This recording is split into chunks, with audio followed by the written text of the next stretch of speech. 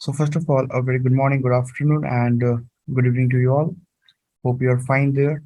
Thank you for joining our live workshop on Well Control World, which is going to be delivered by Mr. Karim Zakaria Frame, live from Egypt. So he's OP2 Competence Assessor and IADC IWCF certified well control trainer.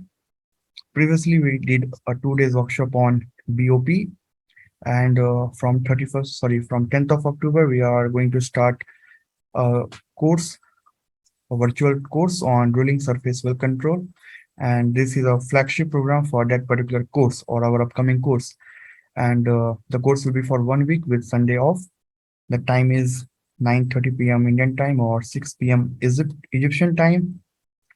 And you can see the objective to submit the understanding of well control equipment and procedure for surface BOP installation according to international standards of IWCF, API, and IADC. And also you will get a chance to learn from the professional, from the background. So these are the personal benefits and organization benefits. And also you will receive this course brochure on your email. So don't worry about that part also. So you can see the day-wise agenda. The day one, we will see BOP stack configuration, RAM tap preventer, blind CRMs. These are the topics. Day two, day three, day four, then day five, and at last we will see day six. And Sunday will be off, or you can say the weekend will be off. In case if you will miss the session, so you don't have to worry. Recorded videos with presentation, notes, Excel sheets will be shared with you, and those who will complete the course successfully with a good assignment marks, they will receive the certificate of appreciation and certificate of the course. So now I will stop my screen, and now I would like Karim sir to please share his screen and to start this wonderful workshop. And please note, guys, the workshop will be for 60 to 90 minutes. Keep a notebook with you, and in at last you will get option to ask all the questions. Welcome everybody to this quick 1 hour to 1 hour and a half webinar about introduction to the well control world. Just a quick introduction about myself. My name is Karim Zakaria. I'm working in Egypt for Egyptian Drilling Company, which is one of the leading drilling contractors in the Middle East. We have many rigs that are working for some operators in Egypt, in Saudi, in Kuwait, and back in the time in Libya and in Qatar and in Gabon.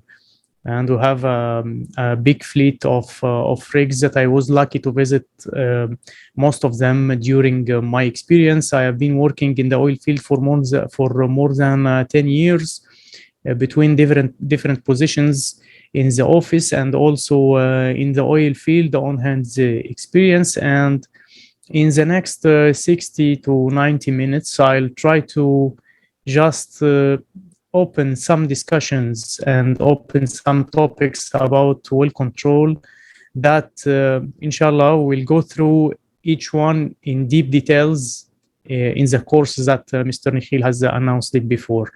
So the topic for this webinar is give a man a fish and he will be hungry again tomorrow. Teach him to catch a fish and he will be richer all his life. So in this webinar, I won't be able to tell you all the information that I know about well control for sure in 60 to 90 minutes, but I'll try to just give you some topics or some tips. If you understand these tips and use it when you study well control, you will be in a very advanced level. So anyone who is trying to learn well control or understand well control has to go through some references, and we'll try to see these references together during this webinar. The first reference for any well control equipment topic, because all well control courses are divided into two parts. The first part is about well control equipment, and the second part is about the well control principles and the procedures to follow in order to prevent well control incidents and blowouts, and how to handle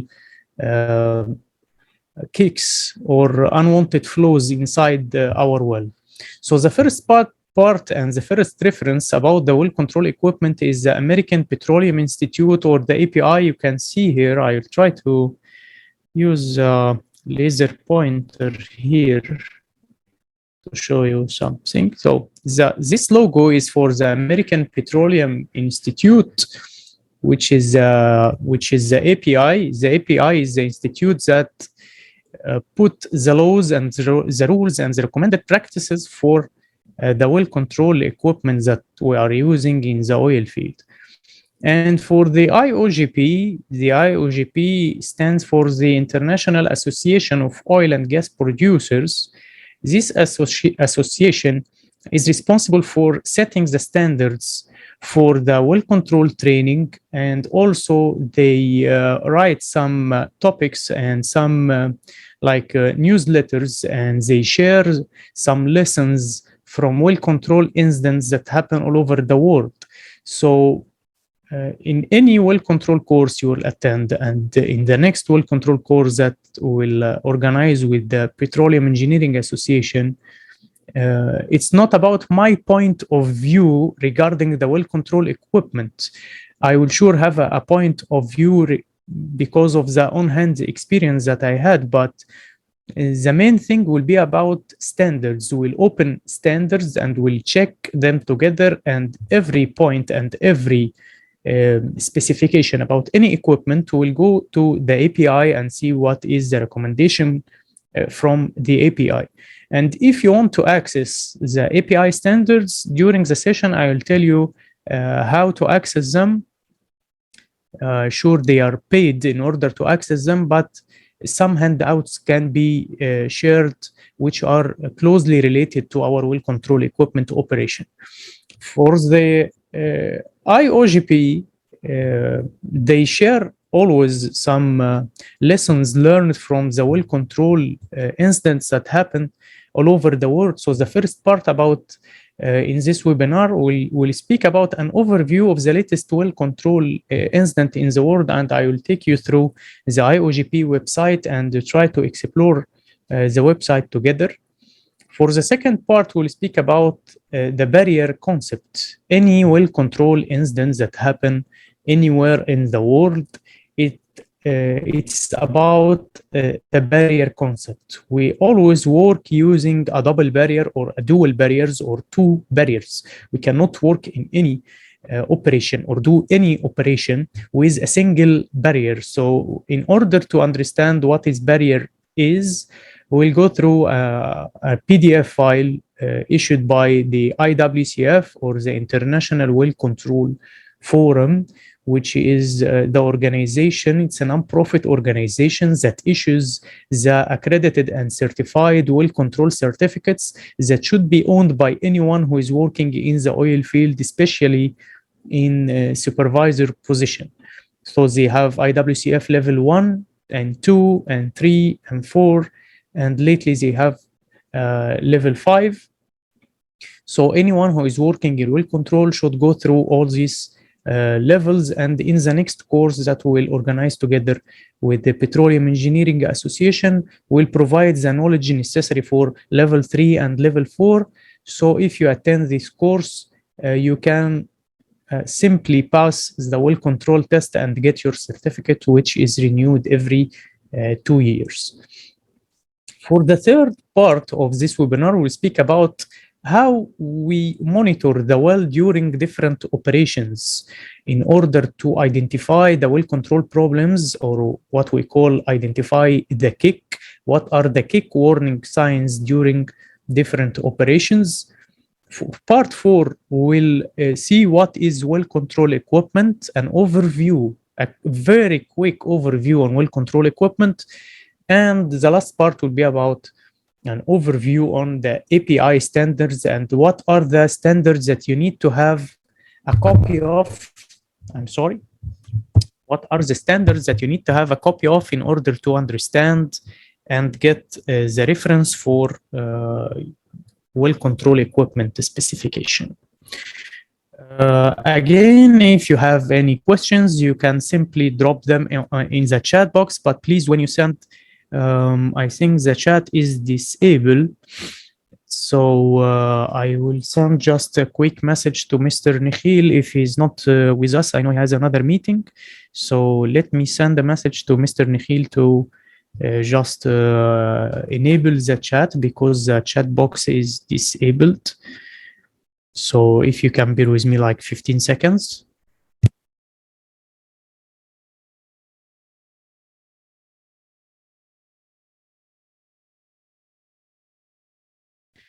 Yes, so now the chat box is enabled. So anyone who has any question?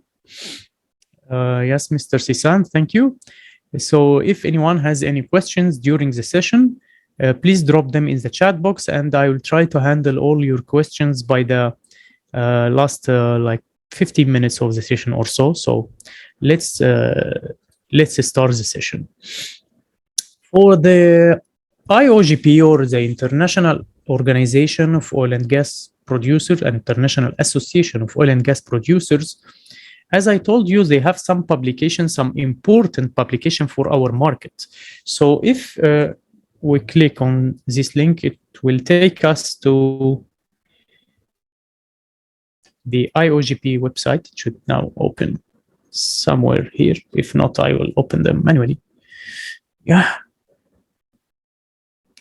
And in this website, we'll find like a bookstore related to IOGP if you are interested to learn some real well control stuff and some real process safety stuff. And in order to understand how the well control world is going through its training standards and its principles and procedures, you have to visit the IOGP website, which is very simple. It's iogp.org, and you can explore the website yourself. You will find some documents, some reports. So this is IOGP standard 453, which is related to safety leadership. 456 is related to process safety. You will find another reports like IOGP 467. It's about well control. Someone is telling me to increase the volume. So if you please can tell me if my voice is clear before I continue, I will be grateful for you.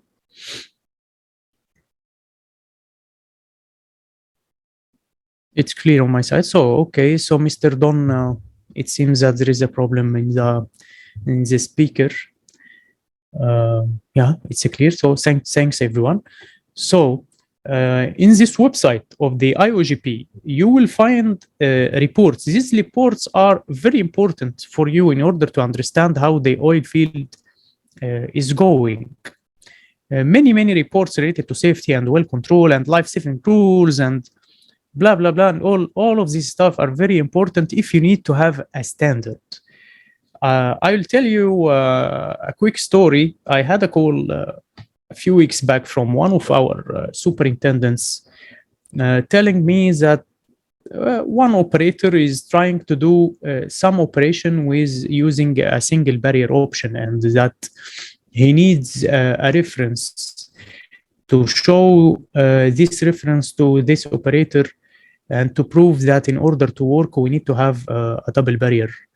So my very first idea that came to my mind is to open the IOGP website and go to one of the reports and go to the lesson learning part of the well control incidents that happened late in the market recently, and to send them some links to read about how working with a single barrier can cause blowouts and with real case situations. So he simply can use this lesson learned in order to negotiate with operators.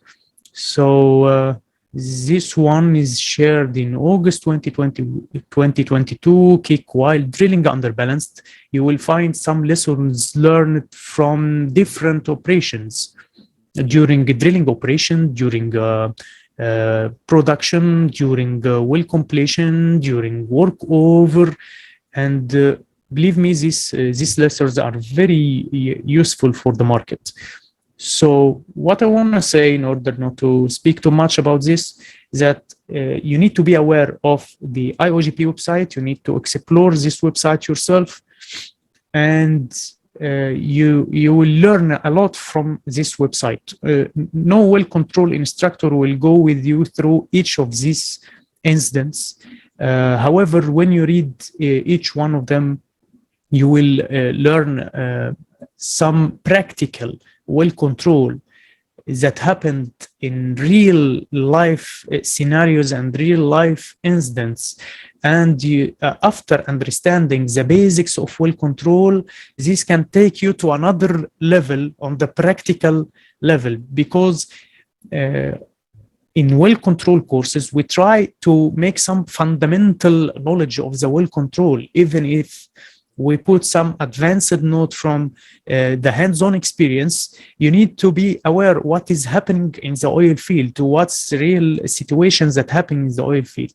So this website will help you a lot to learn a practical well control, not only instructor-based knowledge. This is a self-study homework that you can do.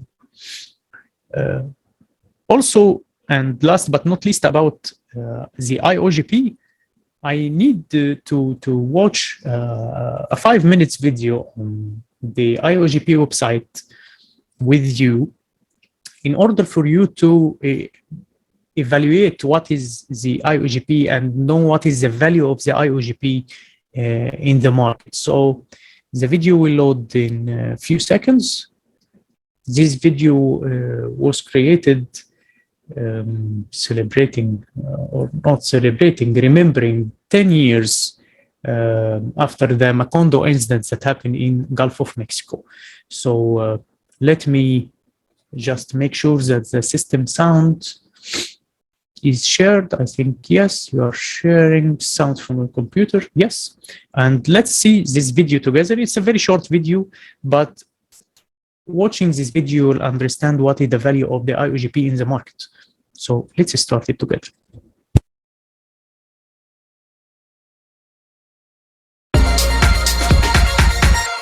Yes, so you can hear the music of the video, right? If you heard the music, just tell me anything on the chat. Okay, yes, okay. So let's watch it together. Okay.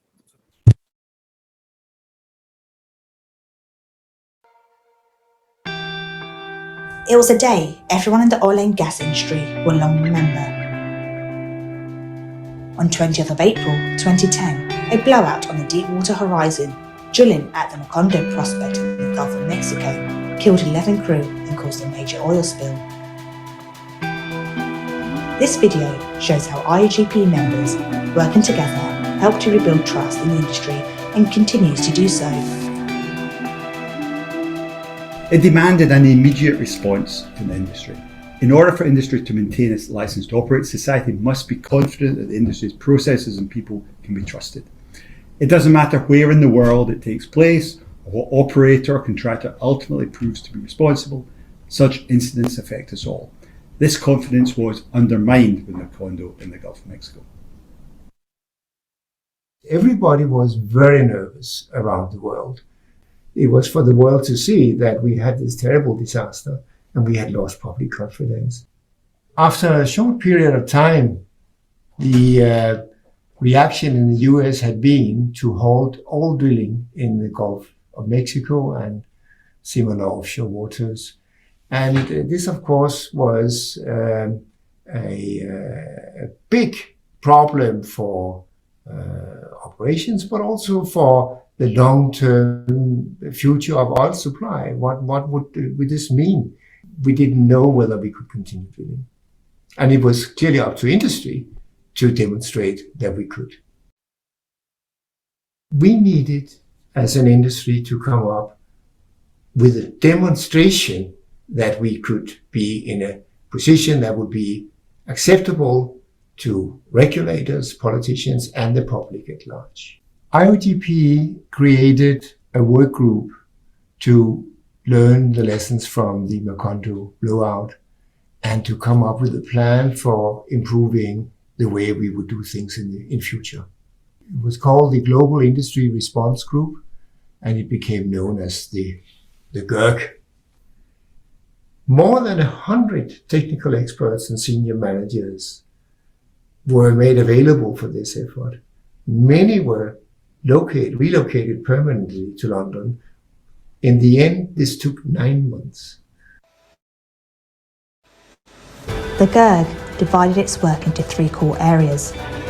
Prevention, to improve drilling safety and reduce likelihood of a well control incident. Intervention, to decrease the time it takes to stop the flow from an uncontrolled well.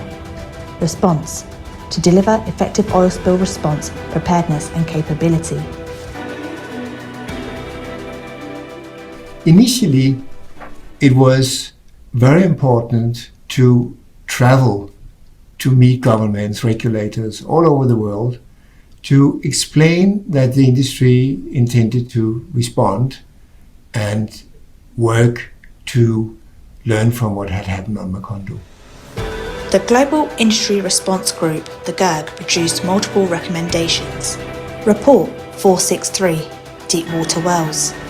Report 464, Capping and Containment. Report 465, Oil Spill Response. And Report 487, Mutual Aid, a global framework for the offshore oil and gas industry. In May 2011, IOGP published a comprehensive set of GERG recommendations and proposed that 3 entities be created to manage and implement them. The Wells Expert Committee, to analyse well incident report data and share lessons learned, advocate harmonised risk-based standards, communicate good practice, provide a permanent improvement of well control teams' competence and behaviours, and promote continued improvement in BOP reliability and efficiency. The Subsea Well Response Project, a consortium of operators to investigate, design and deliver improved capping response with a range of equipment for shutting in wells, to design additional hardware for the subsea injection of dispersant and to further assess the need for and feasibility of global containment solutions. The Oil Spill Response Joint Industry Project, to manage the recommendation on oil spill response, develop new recommended practices, improve understanding of oil spill response tools and methodologies, and to enhance coordination between key stakeholders internationally. The action was to create a forum where the company experts would gather to discuss and learn on a regular basis, not just from the Macondo blowout, but from all the other well incidents that didn't lead, as is generally the case, to accidents. But it has had an important influence on industry. Above all, it taught everybody the value of sharing and learning together.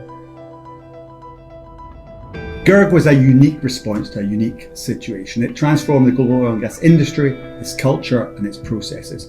The GERG recommendations significantly improve our ability to prevent major offshore incidents. This work, together with continuing progress in intervention and response, is key to IOGP members' determination to produce oil and gas more safely and sustainably than ever before. Thank you for sharing this nice time with me watching the video. And just my final word about the IOGP is that you need to understand what IOGP is. You need to explore the website. If you try to understand well control without going through these references, you are like someone who is trying to learn to read or write without learning the alphabet. So these are our basics. This is from where I learn well control in order to teach the others. This is for the first part of the webinar. For the second part, we'll speak about the barrier management. And to simply understand what barrier is, before we start any operation, before we start to drill our oil wells, we make something called the barrier management or the risk management for any well program. And for every individual operation that is conducted and that is run during this well life cycle, we have to work using 2 barriers So, for example, if we are drilling a well, the primary barrier while we are drilling this well is the hydrostatic pressure of the mud column prepared and cycled and circulated inside the well. If we lose this primary barrier, we have secondary barrier, which is BOP equipment. We close the BOP to seal the annulus around the pipes, and we put some well control valves inside the drill string in order to block and seal the pressure coming from inside the string. These barriers, in order to identify anything as a barrier, it should be tested to the maximum anticipated well pressure that we are drilling. It should be continuously monitoring. We have to have some ways to monitor these barriers during the life cycle of their operation. And sometimes we have some barriers that together form what we call an envelope. For example, if we shut in the annular preventer or the BOP, but we have the wellhead which is just below the BOP, the connection between the wellhead and the BOP is leaking. So now, what is the use of the BOP? The BOP is sealing from the top, but there is a leak from the bottom. So now the BOP and the wellhead are calling what we call the barrier envelope.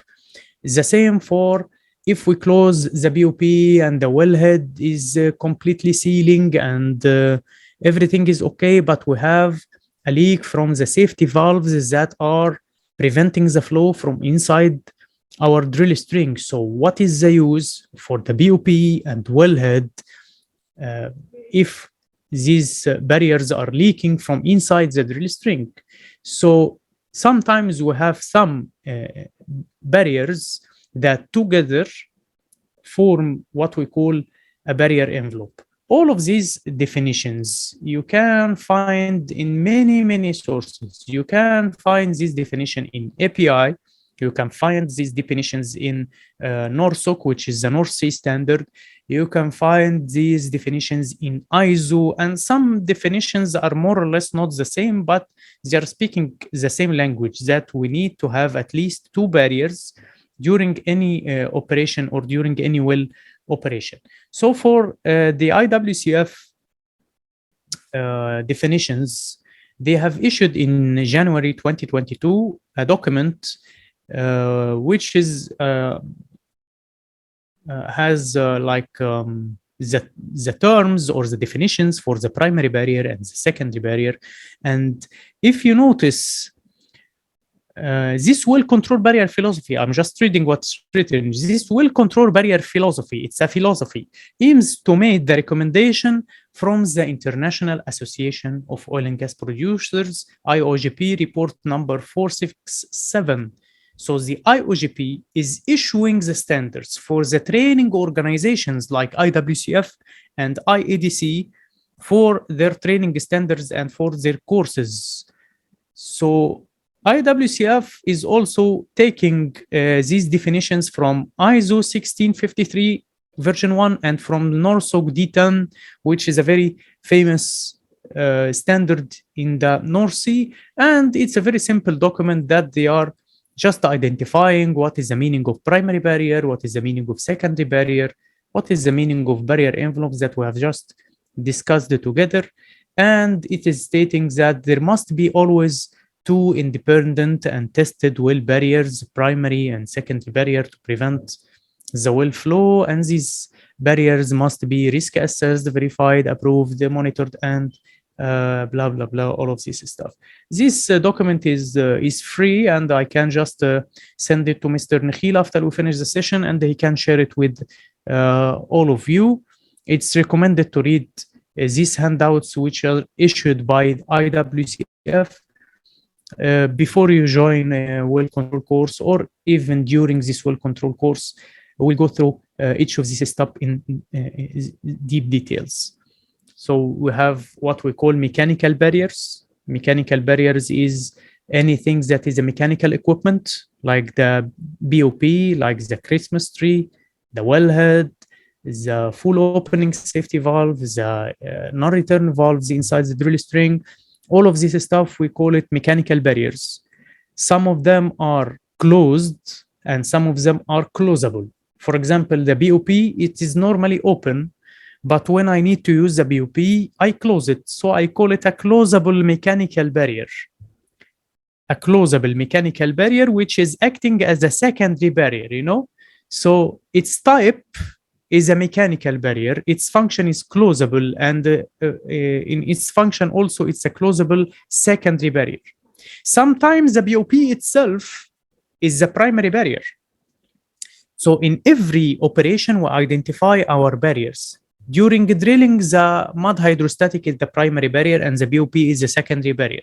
If we have a kick and we are now killing the well, so we have lost our primary barrier, which is mud hydrostatic pressure, and we are using the BOP as the primary barrier. And our secondary barrier is now any other component of the BOP. So it depends on the operation itself. For the hydrostatic column, we call it hydrostatic barrier. This hydrostatic barrier can sometimes be primary barrier during the drilling operation, and sometimes it can be secondary barrier. So nothing is primary all the time or secondary all the time. It depends on the operation itself. And sometimes we have something called emergency barrier. Emergency barrier is like in production, we have something we call a downhole safety valve or subsurface safety valve. This subsurface safety valve is normally not counted in our barrier envelope, but we can use it in emergency. If you know the Iraqi war in 1990s, they went to Kuwait and start to bomb the wellhead and explode the wellheads, and the fire started coming out from all the wells. So in order to stop the flow afterwards, after the Iraqi war, in all production wells, they include what is called a downhole safety valve or subsurface safety valve. It's a fail-safe valve, which is normally open during the well production, but if there is something catastrophic that is happening at the surface, this valve shut off any production. So this is also a barrier, but it is an emergency barrier that we normally don't use during normal operation, and it is acting as a secondary barrier in case there is a problem during production. So I hope I have cleared some knowledge about what barriers is and what is the importance of barrier management during different wells. And this is again the same stuff. I can also share this presentation with Mr. Nikhil after the course, and he can just send it to you. That's what I am just elaborating. It's already written in these slides. And this is simply for part 2 regarding the well barriers. Let me just stop here before I continue in part 3 and 4 and 5. And if someone has a question, you can just drop it now in the chat box. We can answer some questions and then later on continue with the presentation after I answer your questions. For presentation, I will just share the full presentation again here. We have completed part 1 and part 2. So now for part 3, which is regarding the well monitoring. As I have told you during the Q&A session, well monitoring is about monitoring the warning signs of a kick during the well life cycle, during any operations that we do. So if we will concentrate on drilling, you need to have some surface equipment and the instrumentation in order to continuously monitor your well and check if you have any unplanned flow that is coming from the well or any unplanned flow that is going inside the formation, which now we can call it a losses. So normally in all drilling rigs, when we circulate, if you look to the right-hand side of the screen, if we circulate fluid from the drill string and get the returns back from the annulus, The returns from the annulus come through a large tube that we call flow line, and this flow line has a paddle, which is a built-in paddle or just welded on the flow line itself. This paddle can tell the driller the percentage of fluid coming from the well. So if the paddle is completely off, it's giving the driller 0%. If the paddle is fully open, it gives the driller 100%. Now in this example, the paddle is reading 50%, which means that the paddle is in its midway. If this paddle is just pushed up without any human interference, so this means that the well is pushing more fluids from the well, from the formation inside the well, and the driller should then take notice of this return and shut in the well completely. And if he cannot notice the return flow gauge, so for sure he has some alarms. But if the flow is very small and very slow, and its rate is very slow, so the mud tanks have some sensors on top of these tanks in order to measure the tank level if you have some gain or some losses. So again, the cake doesn't happen suddenly. It gives you some warning signs. If we ignore it, or if you don't make correct risk assessment, so you will get a sudden flow. This is why we get many blowouts nowadays in different locations all over the world.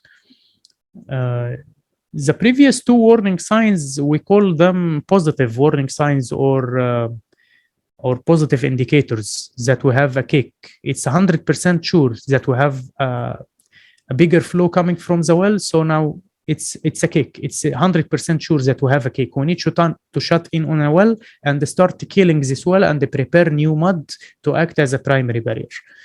But we have some other warning signs that cannot be 100% sure that we have a cake, like some differences in pump pressure. We have someone who is called the mud logger. This mud logger is working on the rig almost in all sections. In Egypt, we have the mud logger working from the start of the well till the end of the well. In Saudi, because they already know the formations, the mud logger comes only at the last section of the well. But this mud logger, it takes samples from the cuttings coming out from the shaker and analyze it under the microscope, and he can tell us if you have some oil show or gas show coming from the well with the drilling fluid. So he can tell us earlier than the positive warning signs. He can tell us with the least change in parameters during the drilling operation, because he is monitoring all parameters with us while drilling the well. So this is the role of the mud logger, and he has some sensors who are distributed all over the rig in order to measure all the parameters as if he is a second eye on the well. This is during drilling operation. During a tripping operation, and the tripping means the removal of pipes from the well, pull out of hole, or running a pipe inside the well, which is running hole, POOH or RIH. POH stands for pull out of hole. RIH is running hole. During this operation, we don't depend on the full tanks of the mud system. We depend only on a small tank, which is called the trip tank. And this trip tank is filling the well continuously while pulling pipes out of hole. So now we are pulling steel out of the hole, so the mud level should drop, and the mud tank is filling this drop, and we are continuously monitoring this trip tank and calculating if the well is taking more than it should take. So now the formation is taking some losses, or if the trip tank is dropping but less than expected, so the formation is giving us some gains. So for example, if you have to pull 5 complete stands of 5-inch drill pipe, this 5-inch drill pipe 5 stands normally require 3.5 barrels of mud to be added to the well. If you add 5 barrels, so you have losses. The formation is accepting more fluid from you by 1.5 barrel. If you add only 2 barrels, so now you have a gain of 1.5 barrels. So this strip tank and this strip sheet are normally used during tripping operation to monitor the well and identify any problem. Also, during running casing pipes, we use what we call a float shoe and float collars. These are one-way valves that are run in the bottom of the casing string in order to prevent the fluid coming from inside the casing. So the casing is run already empty from inside in order to minimize its weight by the floating effect of the mud. And every 10 or 15 joints, we can fill this casing, and sometimes less than that, only 5 joints or 3 joints, or sometimes 1 joint, we fill every 1 joint. So these float collars being in the bottom of the casing string is empty from the inside. So we need to monitor the returns coming from the well while we are inserting more steel inside the well. We call this closed-end displacement because the string is closed from the bottom. So when you are running pipes which are hollow but are closed from the bottom, you are running a closed-end displacement. You need to monitor the returns coming from the well, like you are running pipes inside the well. And imagine if you don't fill this casing regularly, the hydrostatic pressure from around the casing string can damage the casing and make collapse for the casing string, because the casing will be empty from the inside and the annulus is full of mud from the outside. Sometimes the pressure differential from inside and outside can damage the casing and cause some collapse. Recently in the market, they have invented what we call self-filling float. We can go to YouTube. It will open now. You can go to YouTube and see just this video. It's not opening. Let me open on YouTube. If we write in the search box Rubicon casing self-filling float. Rubicon is the name of the manufacturer. Rubicon self-filling float for casing. That is another type of float valve run with the casing, but this valve is normally open, not normally closed. So the float valve is normally closed. We run pipes which are hollow from the inside but are closed from the bottom. This type is invented in order to prevent some problems while running the casing, because as we mentioned, if you forget to fill the casing from the inside, the casing can collapse and cause some later problems during drilling or production. So we can use what we call a self-filling float, which is like a flapper. If you look at the mouse here, it's like a flapper. This flapper is held open using this small tube in the bottom. And if we need to convert this float to be a conventional float, we drop a ball. You will see the ball now. Yes, we'll drop this ball inside the self-filling float, and by turning on the mud pumps, this ball is taking the tube down and the flapper is spring-loaded. It closes by this spring effect, and this valve is converted back to a conventional float. Why the market has the 2 types of float valves? The conventional float, as we mentioned, it allows running the casing but with lighter weight. So the total casing weight will be light when we run the casing in hole. And after we run the casing, when we pump cement around the casing, this cement cannot go back and enter inside the casing because there is no U-tube between outside and the inside of the casing. So the conventional float U-tube is done, and we can guarantee that the cement will not go back from the outside to the inside.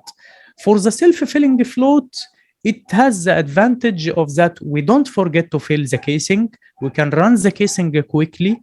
We reduce any surge effect on the casing while running the casing, but it has the disadvantage that sometimes this self-filling float fails to convert to the conventional float, and at this time we make the cement job, but we do some tricks in order to prevent the cement from going back from the annulus to inside the casing string itself.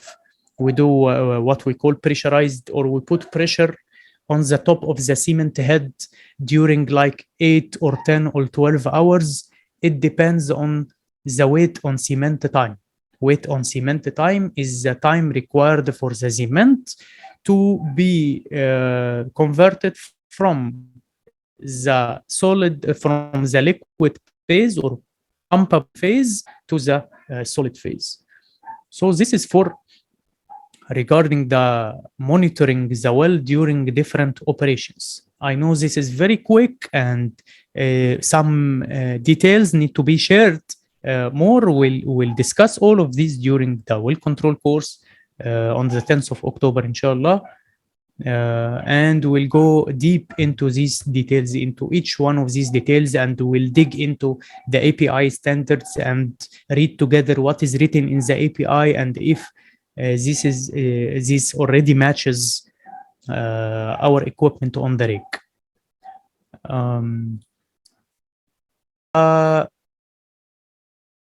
Part 4 is regarding well control equipment overview, an overview of well control equipment. What we will discuss during the course, inshallah, that we have many well control equipment on the rig. So if this is your rig floor, imagine the top of the image is the rig floor. Below the rig floor, we have what we call the blowout preventer. This blowout preventer is operated hydraulically in order to close and open. So in order to operate it hydraulically, we use what we call the BOP accumulator unit. We will go to API 16D and API 53 and see what are the recommendations for this control unit and how does it work. It's very, very easy, but we need to spend time to discuss every single item. During the course, we will go through every single item of this operation. On the right-hand side of the BOP, we'll find what we call a choke manifold. This is choke manifold. We normally use it when we are circulating a kick in order to take the flow coming from the well under control to what we call the mud gas separator in order to separate the gas from the mud, and then back to our mud system. So this is an overview of the well control equipment, and the BOP is used to shut in the annulus around the pipe, around the drill string. From the inside of the string, we have what we call the full opening safety valve. This is the full opening safety valve, the one in the middle for the one who is asking. It is simply a ball valve that is normally open, a ball valve that is normally open, and we install it in the open position in order for any strong flow to pass through this valve, and then we shut off the valve using a special key. After we install this full opening safety valve, we install on top the inside BOP or the non-return valve or the one-way valve or the gray valve. All of these names can be used to describe the valve on the left-hand side. This is a one-way valve that we use to pump in fluid inside the string, but it prevents any flow to come from the string. These two valves are used together if we take a kick during a tripping operation. In drilling operation, already the drill string is connected to our Kelly or to our top drive, and in our top drives and Kellys, there is more than one full opening safety valve that can be operated pneumatically using a pneumatic actuator installed on our top drives. During the drilling operation, we normally use also in the drill string what we call the float valve, but this float valve on the right-hand side of the screen is not considered a barrier. And now ask yourself why it is not considered as a barrier. The answer is simple, because this valve is not a tested barrier and it cannot be continuously monitored. Does that mean that the full opening safety valve and the inside BOP both are tested to the maximum anticipated surface pressure and can be continuously monitored, yes, these two valves are considered as mechanical barriers from inside the drill string, but these valves are not considered as a barrier because they are not tested. So we don't depend on these valves in well control. We depend on them in order to prevent cuttings from the annulus to plug the nozzles of the drilling bit during the connection or during the tripping operation.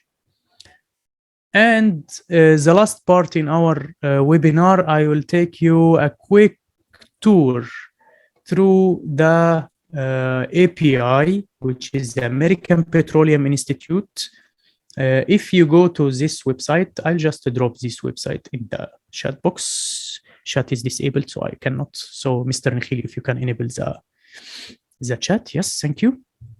This website, if you access this website, you need to purchase a license. And if we write here in the search API 53, it will open the API standard 53, and this is continuously updated by the API. And we can just download this document and read the specifications of the well control equipment system for drilling wells. For example, during the course, inshallah, I'll provide you with some handouts, very useful handouts from API 53, also API 16D, API 16A, 64.